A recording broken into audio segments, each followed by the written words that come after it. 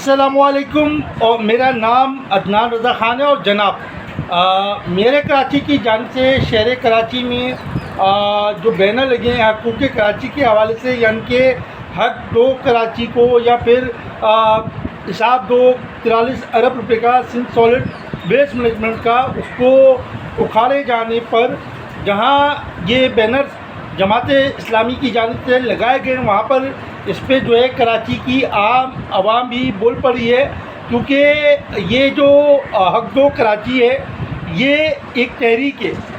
کراچی حق دو کراچی جو ہے وہ تحریک ہے کراچی کے لیے۔ اب جب تحریک کو دبانے کے لیے کوئی کام کرے گا تو تحریک کو جتنا دبایا جاتا ہے وہ تحریک اتنی جو ہے پھلتی پھولتی ہے اور آگے تک جاتی ہے، کیونکہ کراچی کا مسئلہ ہے تو کراچی کی عام بندے کا مسئلہ ہے۔ اب بے شک جماعت اسلامی اس پہ بینر لگا رہی ہے، لیکن جو ایشوز ہیں کراچی میں اس کو ہائی لائٹ کیا جا رہا ہے۔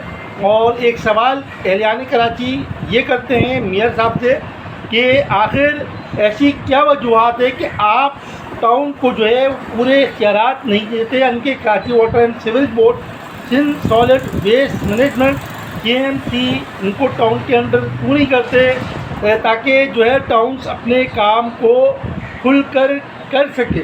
یہ اب آپ نے جو ہے آپ شہر کے میئر ہیں، تو یہ حکومت جانے کے بعد لوگ ٹاؤن چیئرمینس کو یاد نہیں کریں گے کہ انہوں نے کام کروایا تھا یا نہیں کروایا تھا، وہ آپ کو یاد کریں گے، کیونکہ آپ کے ادوار میں کوئی کام ہوتا ہے سچ دکھائی نہیں دے رہا۔ جو پروجیکٹس ہیں وہ ڈیلے پہ ڈیلے ہوتے جا رہے ہیں، جیسے کریم آباد انڈر پاس ہے، شاہراہ بھٹو ہے، اس کے علاوہ BRT جو مین مسئلہ ہے کراچی یونیورسٹی روڈ کا، وہاں سے عوام کا ایک ہجوم جمع غفیر جو ہے وہ گزرتا ہے، جمع غفیر گزرتا ہے جو ہے پریشانی کے عالم میں وہاں سے جو ہے جاتا ہے۔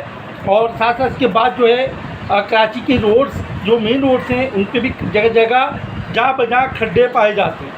تو میرے کراچی سے گزارش ہے کہ اس طرح کی تحریک کو دبانے کے بجائے اگر کراچی کے حقوق دے دیے جائیں، ٹاؤن کو بامختیار بنا دیا جائے تو یہ مسئلے حل ہو سکتے ہیں۔ ادروائز آپ کے اوپر جو ہے آواز آتے رہے گی، تنقید ہوتے رہے گی، کیونکہ کراچی والا بے جا تنقید نہیں کرتا ہے، اس کے پیچھے بہت سے عوامل ہیں۔ میرے کراچی کو سوچنے کی ضرورت ہے، سوچیں اور لازمی سوچیں۔ اتنا سا پیغام ہے۔ جزاک اللہ، اللہ حافظ۔